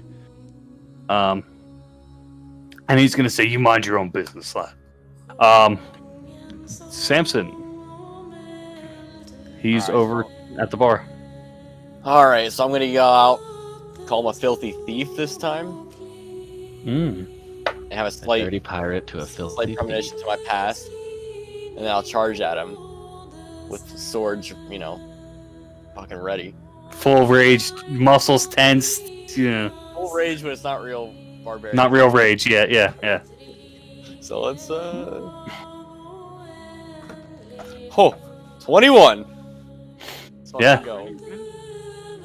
So he comes charging him, just full on battle cry, going towards him.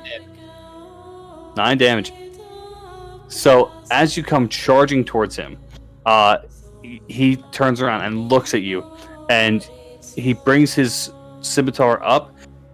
I told you to stay, and then you bring your sword across, and you bring it straight across his neck here, and you slice in, and he falls with the sword, and you see his neck separate open. Blood just starts flying out, and he falls to the ground. That's gonna be the point where the song stops. That's the whole room just goes quiet. Yeah, and then I'll like flip my sword around and fucking just jam it into the ground. Baller Right. style. The classic when you finish a fight in like Final Fantasy, that little.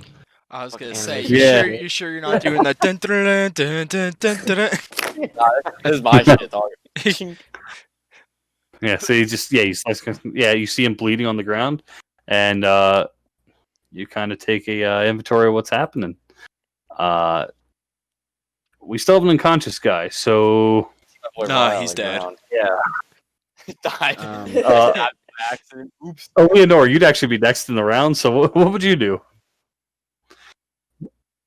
I have nothing that can help.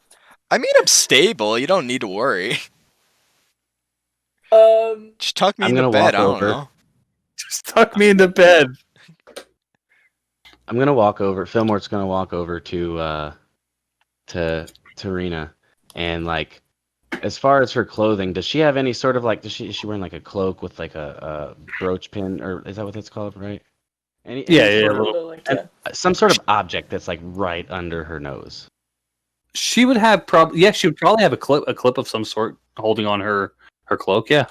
Okay, I'm gonna go up and be like, oh, that's pretty cool there. And then I'm gonna use my artificer magic tinkering to imbue a tiny non-magical item to emit odor, and it's gonna smell like just the foulest fecal, just a sewage, like a sewage area, Like the dead Right fish that the captain smelled like. just the worst thing that Fillmore could imagine as far as odor. And then when if she even gets pissed about it, never mind. Oh wait. Yeah, she's. It's not immediate. So you do that, and she. Thank you. I guess I don't. Whatever. Where's that bastard? Let me see his dead body. I've been waiting for this for a long time. And she kind of goes around the bar and looks at him. It's pitiful. And yeah. And you guys want to do anything else? I'm gonna go and check on my boy Rye. Yeah, No. right guy. I don't have shit for him, but Yeah, I'll at least. I had a check on plan, but Can I offer you an egg in this trying time? him. Wow.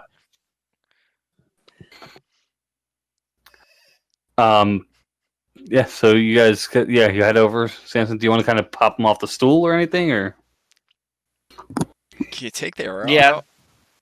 Yeah. Should I take the arrow out though? I mean, Leave it are out. you just gonna rip Leave my it out. body off through the arrow?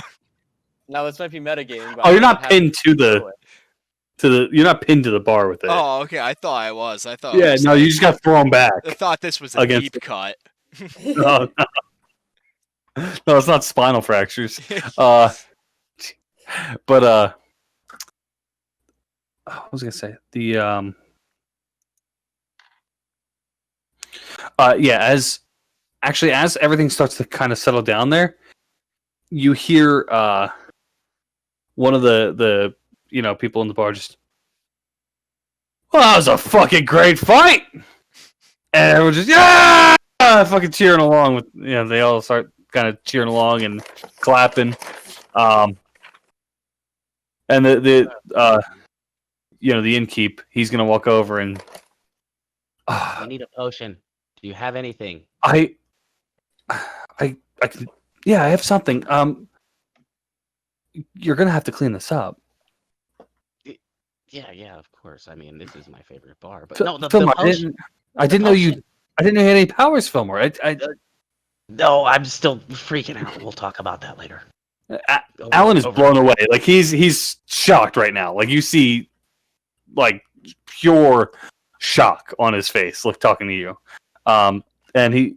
Oh yeah, he's just like still wide-eyed, like even more so than normal. Like you could probably see the whites on the outside of his glasses, maybe. No. Okay. He's gonna walk to the back and he comes out with a little vial. It's actually real tiny, not like other vials you've seen. It's just like a little, almost like a beaker tube, or not a beaker tube, one of those small like blood sample tubes. And he's, this is all I've got. It's gonna be 3 gold. I'll chime in and be like, I got it, and then pay it 3 gold. All right. Oh shit! How much gold did I win from playing? 26. I did not come up at all. Yeah, no. I did make some notes after the session. After Cole kicked me out of his house. Yeah. I mean, Oh, I I have a tiny lost bit of money gold. That's why I put down. Yeah. Yeah. No, for I'm sure. gonna I mean, put my hand tracked over it. Samson's before he can offer the gold. And I'm gonna call over to Tarina and be like, ahem, this is your problem to fix. Ooh. Oh shit! Okay. Give me a quick persuasion check, just for with advantage, because that's good. With advantage? Yeah.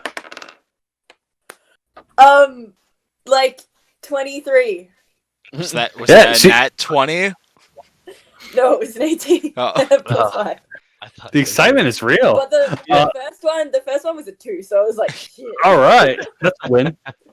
Yeah. So she, I guess you're right. I do owe you guys. Sure. And she flips over the 3 gold to him. I think she said it was 5 gold. Damn straight. Don't try to trick me, little one. I'm not trying to trick you. You owe way more than that. Believe me. Once I come down from this, I probably won't talk much more to you, but for right now, I'm all jacked up. She kind of just ruffles. She ruffles your hair and just says, "You'll get used to that. Where you're going, you're gonna need that kind of attitude." He doesn't look very pleased. Yeah, he's just like. Yeah.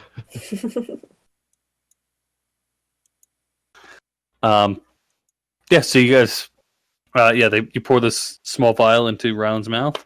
Rowan, that's 5 points of health coming back to you. Yeet.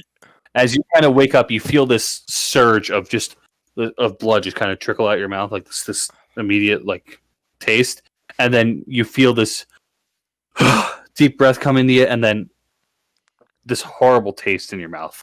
Whatever they just poured in your mouth tasted way worse than the blood. But it brought you back. I mean, first off, I'd like to note how hilarious it is that I'm almost back at max health. And then, oh, I'm not dead. Again. Riley. And then Alan's going to kind of look and go, "What is that awful stench?" And Tarina's going to say, "Oh, it's this bastard. He reeks. I've noticed it since the room kind of reeks of him now that he's dead. Foul fish smelling swine." And she's like, "It's like it's tickling my nose. It's this is just foul." Who's saying that? Is that Alan still, or is No, that... that's Tarina. Okay. All right. Katie, you're making me hungry. You gotta bring snacks to Sorry. D&D, man. I'm gonna start bringing snacks up here. I swear. Katie, we're upset you did not airmail and go through customs with snacks for us. So I'm a little upset. Summit, please. Next session, there's like delays in postage because of the whole like Okay, no problem. air travel Yeah, thing. yeah, it'll be They'll here. get there eventually. Yeah, I believe that. Last thing I ordered from Australia didn't show up for 3 months after Christmas. It was a ring for Courtney. Oh no! I'm not kidding. It really was. Just a prank, bro. Shit. All right, yeah. So, what do you guys want to kind of do? I mean, you're going to get up off the floor. Obviously, everyone kind of starts milling about, avoiding the mess. The half orc or the half ogre woman comes over and me help you. I help you clean up now. Oh, What do you want? Move first. I'm really weak, but I'm gonna cast Mage Hand and use it to start kind of collecting as many of the like broken bits of glasses and like broken things that are around and start Oh, that's kind so of sweet. helping clean up. I feel really bad. Like I like this tavern. I work in a tavern. Like it's a fucking mess. I'm like, we just killed people and kind of helping clean up to kind of deal with that. Alan looks over. Wow, that's very nice and helpful. Thank you. Your next drink's on me. That's really swell of you. Thank you. As this I'm is just going so on, sorry about Gilbert's the over there, mess. like getting that mug that he launched with the catapult spell, and he's like stuffing it into his backpack. As, like, As you pick that mug up, you notice that the bandit that you struck with it, his face has a kind of hard indent of where it caved his skull in. oh, that's probably gonna make him sick to his, make Fillmore sick to his stomach. I figured. But he wants to keep the memento.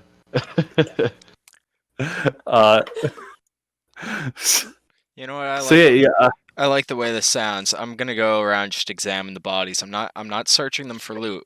I'm looking at the bodies. you're just legit looking at them. Yeah. Okay, so yeah, you start at the captain. Yeah. Are you just kind of making notes? Yeah. Okay, yeah. So you look at the captain, and you see him. Dear diary, today I killed a man. Guys, it's a journal. Come on. You see the guy. You see the guy, like the captain there, on the ground. You see his neck's kind of half slit, and his back is largely sliced in 2 sections. He's got a piece of a broken arrow in his right arm. Kind of in a pool of his own blood. The half orc has removed one of the bandits already. As you kind of make your way around the room, you notice another one there with his 2 arrows in his shoulder and kind of one kind of lodged up here, and then a large burn just kind of from shoulder all the way up through his face, and you just see like where Eleanora's firebolt just kind of seared his whole face and kind of started bubbling his skin away. Next one you see is the bandit with the caved in face. And you just see this. His face is already burned, and 2, his face is actually pushed in via a mug. Yeah, it did. Nice imprint. And they removed the other one. Would there be one more? Oh yeah, and then there'd be the last one that would have the just the arrows in him, as well as the another sear mark on him as well. Oh, what about the guy I killed? Oh, that was. I'm sorry. I narrated the one that you killed out somehow. No, the one. Yeah. I think Yeah, that killed one the would be of particular interest. Do you chase down the orc woman? Because I straight up cannoned her out of there.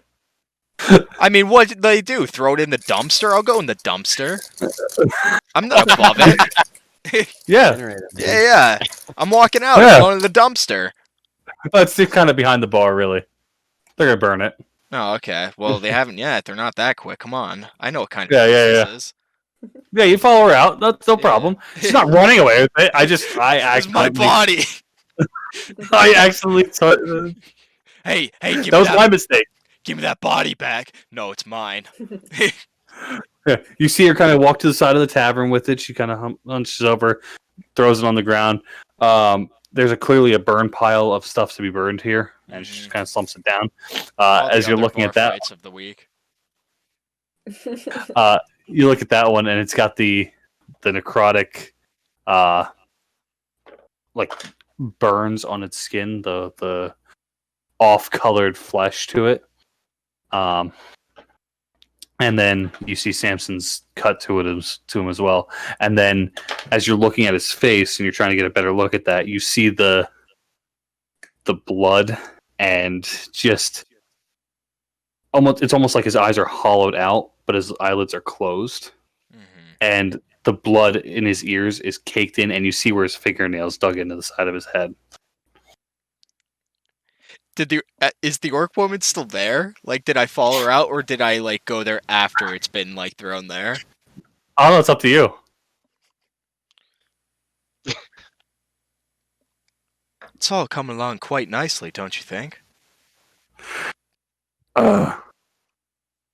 Yeah. And she's gonna turn around and walk back in the bar. I'm just like taking notes, talking to myself, just like, oh, but I could definitely improve my technique here. And if I want to provide the desired effect, the eyes though, that's a nice pick. And then eventually I'll make my way back in. Okay. Brian, do these pirates have any like a sigil or any sort of symbol? They would have they wouldn't have anything like identifying their ship, but you know that Tarina would know that information, if that's what you're asking. I want to take a memento. Yeah, I mean, so you'd have the captain's like eye patch on him. He's got Oh, hey, I'm taking that shit. because he's got his he's got his dead eye. You could literally pop his glass eye out if you wanted to. He's also got a pouch on him as you're kind of are you searching him? I'm not searching him. Okay. No thief. Okay. I'm stealing his eye patch. I'm no thief. Right. I'm stealing his eye patch. I need something. I'll leave his fucking eyeball in though. Yeah, you're not a brute. Yeah. Just a barbarian.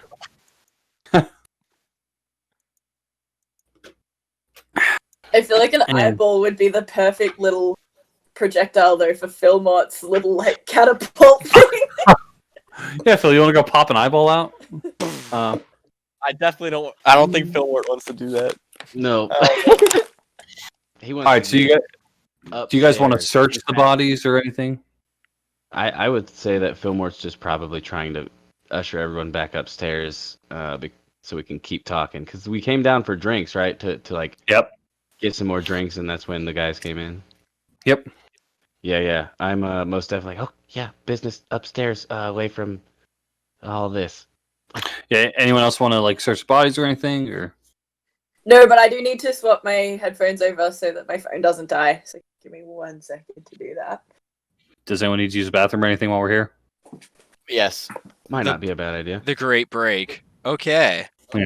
We shall return upstairs. Yes? Yes.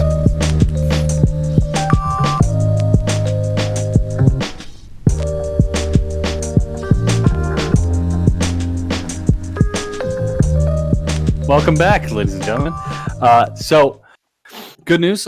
We made it through our first encounter alive. Everyone is still standing. That's a plus. Good job, guys. Rylan, rough go at it there, but still alive. I ain't dead yet. Not dead yet. And I'm actually. we are currently in the Elfsong Tavern on the second floor, sitting around a table. The crew has all wiped out a band of pirates in agreement with a former pirate named Tarina, who was once a member of their crew and offered them some information in exchange for the group taking care of her problem.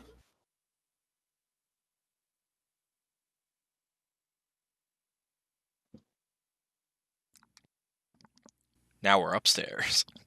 You're upstairs. Yeah. So, yeah, you guys all sit down, and she kind of pulls up a chair, and she says, well, looks like I picked the right ones for the job, huh? Perhaps. I think you owe us some information now, Tarina. Seeing as we've done this for you. So we just get right down to business, huh? I see. That's fine. I thought you guys would want to do something more fun, like find the rest of If his you crew. say dice, Find the rest of his crew. Oh, what do you mean the rest of his crew? You didn't say there were more of them. I thought this Oh. was it. We agreed to protect you. We've protected you. Oh, yeah, I just thought you guys might be up for some, We want pirate we slaying. want our information. All I That's gotta it. say is I'm down to kill pirates any day, any month, any time. I no longer wish them to pirates. associate myself with you at all, Tarina, after causing issues with my new friends. I just got friends, okay? I'm gonna You're- second Philmont here. I mean, we just killed 5 people for you. 5. And I'm not sure if I even like killing people. I mean, it wasn't You did it quite too well. difficult, Really scary. but I don't know if that sits very well with me, especially not when like they weren't attacking us. They weren't our enemies. They had no issue with us. We were just doing this for you, and I don't know. I don't know if I can keep doing that. They had no issue killing you. They're probably our enemies now. They had no issue killing you guys. They tried taking your friend Rylan out. Because we were Pretty protecting Well, I close. mean, you. yeah, but that's because we were protecting exactly. We were protecting you. They only wanted to kill us because we were with you. You seem to be the dangerous one here, not them. Oh, I'm quite the dangerous one. All right, it's information you seek. So Zod sent you, assuming you said to investigate the dead 3 is what he said, correct? yep. Yeah. Well, I don't know much, but what I've heard and what I've seen, several blocks northwest of here, there's a public bathhouse. Fillmore, you should probably know where it's at. There's a walled garden, some frolicking nymphs carved into its front gates, some shady characters from known associates of the Dead 3 have been seen coming, going from the bathhouse. I'm told there's a secret door somewhere that leads to some sort of dungeon where the killers are hiding. But just speculation, I don't really know. And You don't the really secret know. door would be where? That I couldn't tell you. I've never been to the bathhouse myself. This whole time, Fillmore is just every bit of like eyeballing the crap out of her, trying to read any bit of anything as possible. All trust is out the window. Speculating Okay. on everything she's saying for the most part. Yeah, roll an insight check. I'm gonna use my big one. Oh, the big one. 13 plus 1, 14. Yeah, so you're looking at her, and she feels pretty genuine. I mean, she doesn't seem like she's conniving in any way, no more than she would normally. She's not beating around the bush. She's very... Yeah, no sort of like, yeah. Okay. There's no stuttering over her words. She's very forward in her thoughts. Nothing to make you feel uneasy. Just by her body language or the way she's speaking. From your experience with people. Okay. I don't know much more. I do know it's probably quite the dangerous area. Some of the known associates are a little more rough than the pirates you ran into. I mean, if you guys thought old Deadeye was a challenge, I'd hate to see what waits for you down there. He wasn't a challenge. I'm just not sure if I'm okay with what we did for you. Especially with Let the me just Oh, make but if that it's- clear. We could take him. If We it's did for take your him. own good, it's fine then. Killing is justified if it's for your own means. killing is always just Well, I mean, for you. I've known you for about 2 hours, and you cheated at dice. You don't really. You're not striking me as the most honest, like upstanding person right now. So you I'm killed not even for sure me. that I can believe what you're telling us. Like you've given us, you've said, you've asked us to kill 5 people for you, and the information you've given us is go take a bath. I don't know if that's good enough. Seems like you need to steepen your price then next time you ask someone for a job then, huh? Or some information. Maybe you have more on the table next time. Make sure that there's a little more coming your way. Should we kill her? I'm thinking about it. Maybe. Well, it's about time I get going then, huh? I suggest that. You might One wanna more get going thing, from this whole town. and I'm not entirely sure if I can do this, but because so shocking grasp is like an attack, as like it's quite bad, but is it possible to kind of like control that as an action instead of just have it as an allowed attack, or is that not a thing? Like just It's kind just an of electric shock. Like a sparky So that- pat on the back? Yeah. I'm gonna say yes. Yeah. Okay. Go ahead. So when she stands, I'm just gonna like put my hand on her shoulder and be like, and give her a little bit of a shock with like through my fingers. And say, one last thing, I want your dice. And she kind of leans down. Roll an intimidation check. Her nose is still stinky, by the way. Oh yeah. Oh. Or the thing. 10. Not the most Yeah, she's- intimidating thing ever.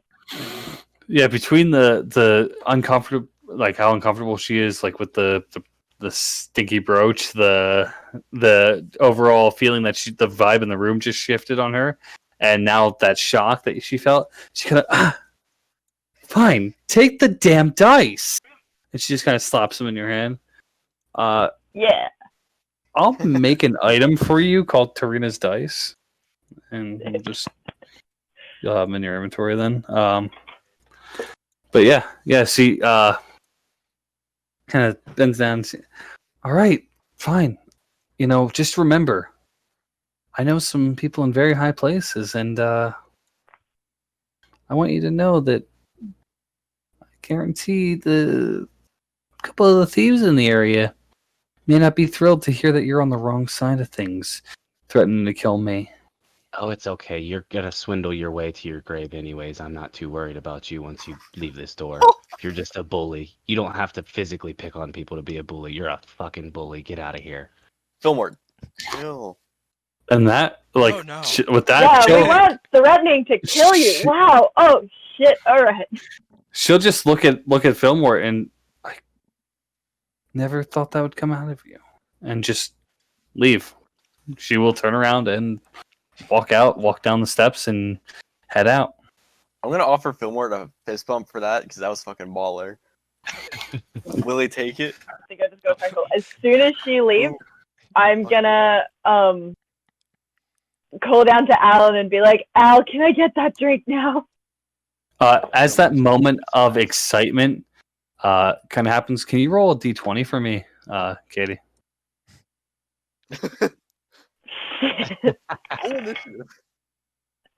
A 9.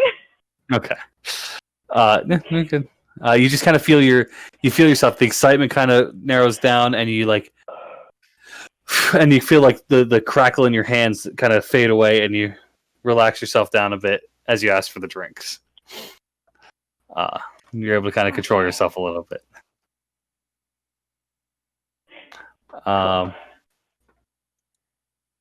So, yeah. After that, what do you guys want to do? I mean, you heard about the bathhouse. It is getting to be later in the night now. It's probably approaching 7, 8 o'clock at night. It's getting a little dark out. Fillmore is 100% in like the corner, just drinking his flask, like trembling. The adrenaline's coming down.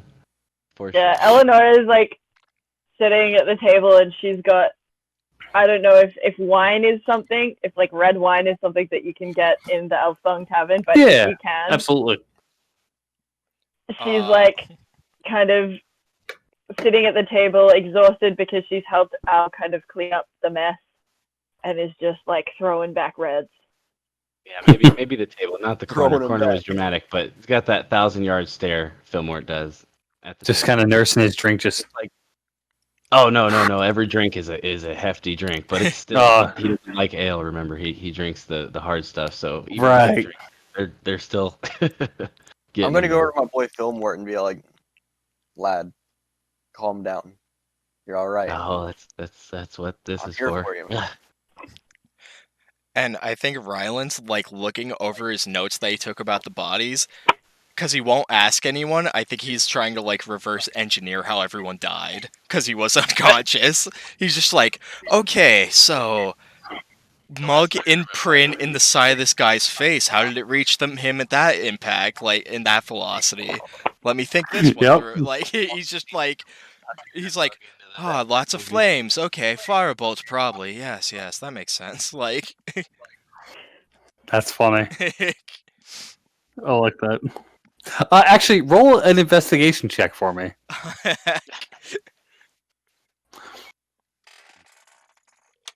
Where's me dice?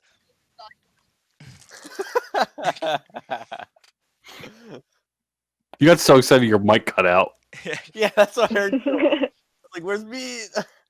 13.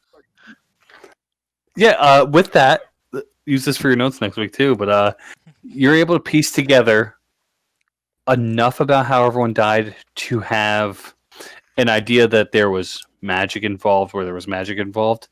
But the one thing that keeps blowing your mind is that mug in his face.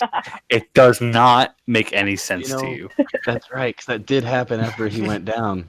That's And right. it's because of the way it hit him, it's a very horizontal angle, so you can't picture how someone's hand would possibly be able to shape like that or turn to strike someone's face with that ferocity. It's like it's at this angle, just a straight up like 90 parallel to the ground angle in his face. So the geometry of that's just really throwing you off. Mm-hmm. And like you could almost see like a furrow in his brow. Like this is really bugging him that he can't figure it out. That should be fun.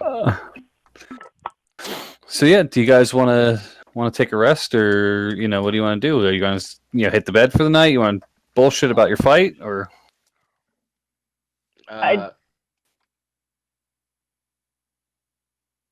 I'm ready for bed. Definitely need. Yeah. I reckon she's gonna go into like a big old red wine sleep.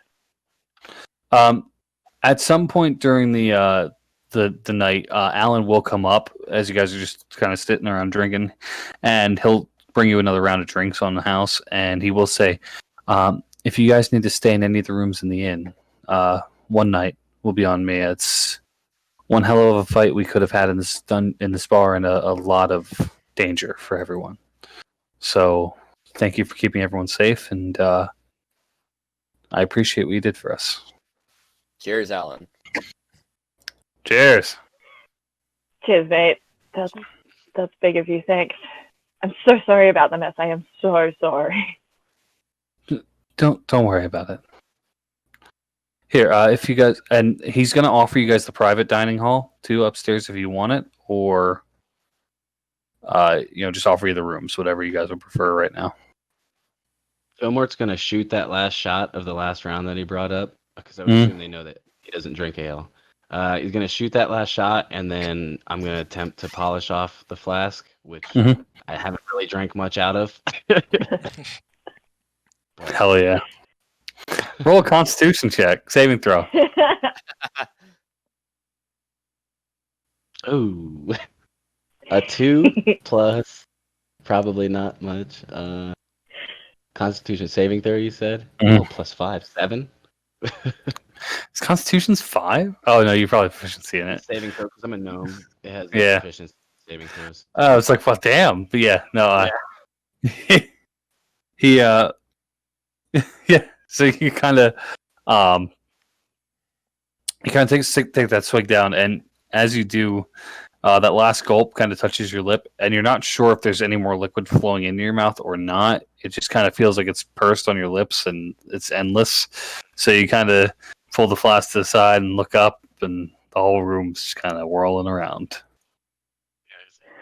Well, guys, I'm gonna go home now.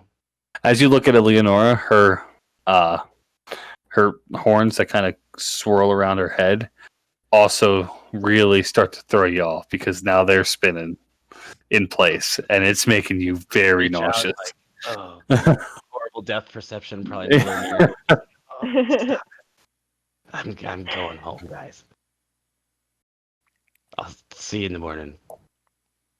See you in the morning. I don't know how well it's gonna be the trip back, but I'm kind That's of watching him like stumble down the stairs, and I've had enough wines that I'm not great myself. But I'm like, you know what, Fillmore, you don't live far from here. Let me help you. Okay, so you're gonna walk him home. Yeah. I would say with some help, you can make it back. All right, that's fine. yeah, I was like, I don't know if I need to roll anything, but that's Yeah. Night adventure. Yeah, she threw the assist, so you're all right. You don't get mugged or anything on the way back. Yeah, you make it home all right. Eleanora is officially like the mum friend adventurer. Are you all gonna then rest for the night? Is that the plan? Kind of hit the tavern or wherever you've been staying. Yeah. Okay. Yeah. So with that rest, tomorrow you guys will investigate. Well, the next day you guys would be going to investigate the bathhouse, I presume. But for now, I'm gonna call that there. All right. But before we end the session, need y'all to level up. Oh, yeah. Oh, thank God. I didn't take any damage, guys. I didn't either, but I'm just so scared of taking damage because I don't have a lot Yeah, to keep me alive. What? Yeah, Wait, is me that, either. can I say that? So as far as the stream goes, I do want to sign that off there. We will level up off camera or off stream, obviously. But thank you very much to anyone that ever tunes into this, anyone that checks us out, anyone that just wants to take a ride on D&D's adventure with us. I think you guys did an awesome job the night in combat. There was some stressful moments, but you guys really pulled through quite well, and I had fun. I was saying to Nicole earlier, I struggle with combat, and I was very nervous about it, but it was very I think it went well. it ran pretty smooth after a bit, and Aside from the small death, it was good. Mhm. yeah, and I mean, I apologize, Cole, that you didn't get to enjoy it too much, but that's the way the dice roll sometimes. Oh well, I'd rather be role playing than fighting anyway. It's true. You can't role play a corpse too well. I'm just saying, I'm more excited for whatever comes next session, I suppose. So I'm excited for next session because your recap is going to be from the perspective of an unconscious man. Dead man. So that's cool. I really hadn't thought of that, but I think that makes it even cooler. Mm-hmm. It was like drunken nightmares about flying mugs. But Do you guys have any last minute thoughts or anything before we sign off here? Yeah, along with the, thanking the people watching this, I'm gonna apologize, ahead of time now because this is being recorded. But to all my family and friends that I'm conning into, guilting into, forcing to watch this, hopefully you liked it. There we go. But yeah, thank you guys. Most importantly, I really think it's cool that again this hobby is becoming such a profound thing again. Everyone's it's so prevalent in culture now, and that's so cool. So thanks for anyone that checks us out. Things. Yeah. Right. Please, And Riverdale. D&D Beyond. D&D Beyond. Thank you, D&D Beyond. Totally sponsored, not by D&D. Not sponsored, but we want to be. For now, thank you to everyone. Subscribe, like, bell, all that stuff. I don't really know the YouTube lingo, but check us out more, please. I appreciate that. And we'll eventually be live on Twitch. That's the plan. So hopefully, if you're catching this in the future, that means we're already live.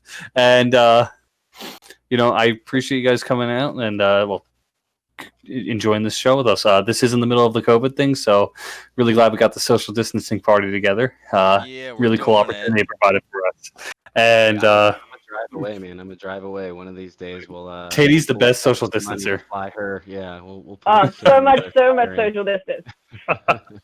Miles and miles. But no, seriously, guys, thank you. And until next time, anyone that checks us out, stay dapper.